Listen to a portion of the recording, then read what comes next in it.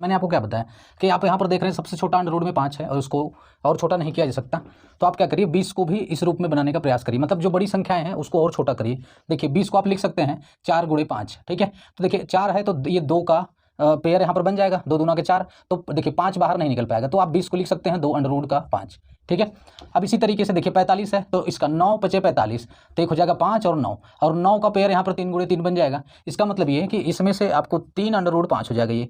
अब इसी तरीके से जब 80 को करेंगे तो ये आ जाएगा आपका 4 अंडर रूट का 5। इसी तरीके से आपका क्या होगा, ये 80 का हो जाएगा।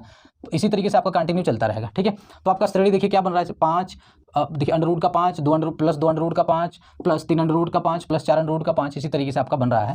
अब आप देख रहे हैं कि सब में अंडर रूट 5 कॉमन है, तो अंडर रूट 5 कॉमन ले लेंगे तो 1 plus 2 plus 3 plus dot dot dot कहाँ तक करा, 20 पदों तक। आपको 20 पदों तक बताना है, 20 पदों तक का आपको जोड़ बताना है।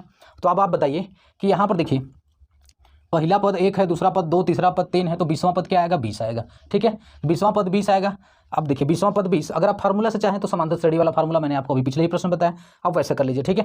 देखिए पहला पद पर 1, दूसरा पद पर 2, तीसरा पर 3, तो 20वां पद यहाँ पर 20 पदों तक आपको बताना है, तो लास्ट पद क्या निकल जाएगा, 20वां पद आपका 20 आ जाएगा, ठीक है। तो यहाँ से देखिए 1 प्लस 2 प्लस 3 कहाँ तक जोड़ना है, 20 तक।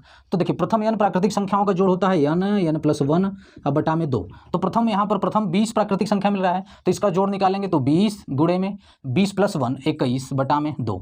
अब इसको हल कर लीजिए तो आ जाएगा 10, गुणा करेंगे 10 का 21 में तो 210, अंडर रूट 5 कॉमन था तो अंडर रूट का 5, ये आपका आ जाएगा answer 210 under root 5। Option number C आपका करेक्ट आंसर हो जाएगा।